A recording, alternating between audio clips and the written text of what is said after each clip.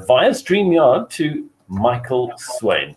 And got to say a very good morning to you, Michael Swain, and thank you for your time this Tuesday morning. Good morning, Jonathan, and great to be back with Breakfast with Friends. Great to have you with us. So, Michael, we need to talk about it. It's a very important conversation, and today we are chatting to Michael Swain. He is the Executive Director of Freedom of Religion South Africa.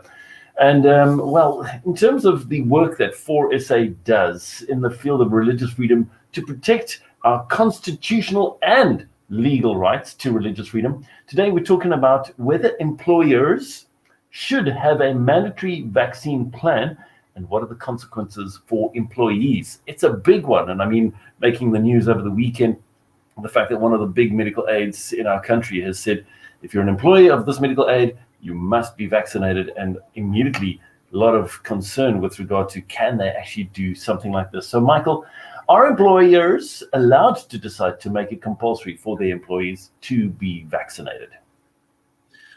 Well, Jonathan, the short answer is yes. However, it would be yes with a caution and a caveat.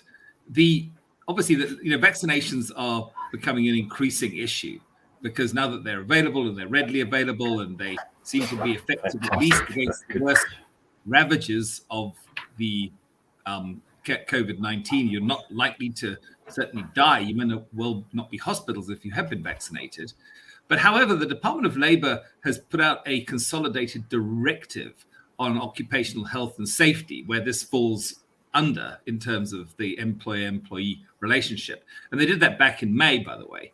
And it says that an employer may compile a plan for the vaccination, compulsory vaccination of its employees. However, then it starts to become a little bit more complicated because the department also clearly stated that employers must take into account the fact that some employees do not want to be vaccinated or cannot be vaccinated on medical grounds. So there's that whole thing. And then, of course, you must also take into account the constitutional rights of people, because the Constitution is there to protect us when we need protecting. It's not there to be protected while it's convenient. These are our guaranteed legal rights. And so therefore, people on the basis of their right to physical or mental integrity, on the basis of their right to freedom of conscience, religious thought, belief, and opinion, and do not want to be vaccinated, those rights also have to be respected in a vaccination policy that the employer may want to put into their business. So then on that note, Michael, how should employers decide to make it compulsory?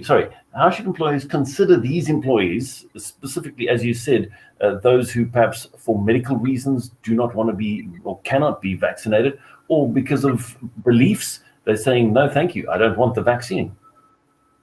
Well, again, the department put in some guidelines, and there are some principles in the guidelines. Specifically, one principle is you have to deal fairly with a compulsory vaccination plan or policy. It has to be fair. And of course, the principle there is the mutual respect that needs to exist between the employer and the employee. It's not a draconian situation. And of course, the other thing is that the guidelines require that an employee explicitly notifies employees their right to refuse to be vaccinated on medical or constitutional grounds, and that they should also obviously try to protect those employees who cannot or will not buy fair accommodation. Fair accommodation is very much the volume on the laptop was part of what we're trying to do in terms of balancing. So, fair accommodation of employees, and this could mean that, for example, the employer may need to make some changes where necessary in the work environment, so that you can remain an employee even if you don't want to be vaccinated. There may have to be some adjustments. Maybe a lot of people work from home. Maybe they have to sort out some form of sort of isolation or social distancing in the workplace. But the bottom line is the government's trying to protect jobs, not actually give employers the opportunity to cut people from their staff. So you have to be pretty careful as an employer. And also, of course, you're going to have to look at the work contract as well that you have. You will have an employment contract with your employee. So that's also going to have to be taken into account. Definitely very, very important. So then for employees, the people that have got the jobs, what is the process for employees if the employee does not want to be vaccinated? Does an employee, perhaps for whatever reason, might say, I don't want to be vaccinated? Do they need to notify their employer? Yes, and it would certainly help if they did, of course. I mean, the whole basis is sort of mutual respect between employer and employee. And obviously, if there is such a policy coming into your workplace, it would be good to go to your employer and state up front the reason why you don't believe you can or should or want to have a vaccination. And again, the employer must then take reasonable steps to accommodate you. So, we certainly would suggest that you would do that thing. You would go to your employer and explain what your situation is. And of course, there can be the situation where maybe it's impossible. But at that point, the employer should provide written reasons why such reasonable accommodation is impossible. Because at some point, that's certainly going to become an issue that's going to go to court. I mean, it's almost an inevitability that this matter is going to go legal at some point. And the courts are going to have to then decide. Sure. It's an interesting world that we live in and interesting times that we live in, and it seems to get more and more complicated. So for that reason, let's end off with this request, Michael. And for those who perhaps just joined us, Michael Swain is the Executive Director for Freedom of Religion South Africa. They're better known as FORSA, F-O-R-S-A. So Michael, where do people go when it comes to religious freedom rights and for information about that? Because your website is phenomenal, got lots of information on there, but I don't know how many people know about it. So tell us a bit about your website and the resources available. Yeah, well, we put everything. So we are really a kind of a watchdog, if you like, over the legal framework of this country when it comes to things that may affect religious freedom rights. And so just about anything that comes out of the legislature, policies, court cases that are happening, for SA, we're watching this, we're getting involved where we need to. We're informing people, which is very important because obviously this is a democratic process and people need to understand how they can engage in it. And the fact, I believe that they should engage in it.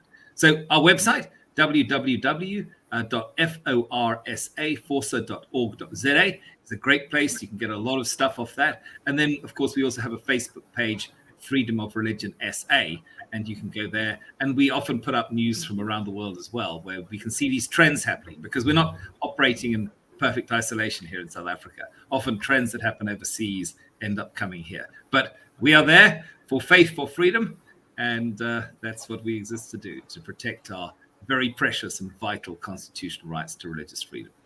Fantastic. Really appreciate your time this morning, Michael. And as we end off, a question from a listener who's watching and listening to us with regard to the whole vaccination story, asking the question, why do we need to give reasons? Do we not have the choice on our own bodies anymore? Maybe you can just answer that as we wrap up. Well, I think it's advisable that you give reasons. You don't obviously have to give reasons. But just in terms of the fact popped up in the thing. The directives basically talk about reasonably accommodating. Word reasonableness is there. The fact that they want the employer-employee relationship to be harmonious, it would imply that there would be some level of sort of discussion about these things. So it would be wise if you did, but I don't believe you can be compelled to. And again, you certainly can't be compelled to have a vaccination, but you are, as I think, an employer, probably in the more stronger position, as much as you really can't be forced. Government have said there's not going to be a compulsory vaccination program in this country. Well, let's see where we go with that one. But at the moment, definitely, you would need to be reasonably accommodated if you refuse to have a vaccination for really whatever reason. But it's always good to provide a reason. It makes you look a little bit more reasonable, I think. Always with the voice of reason is Mr. Michael Swain, Executive Director at Freedom of Religion South Africa, heading up the team there. Michael, thank you for your time. Thank you for chatting to us, and to all the team at Freedom of Religion South Africa, all the best and have a great day. Thank you, Jonathan. All the best to you too. Bye-bye.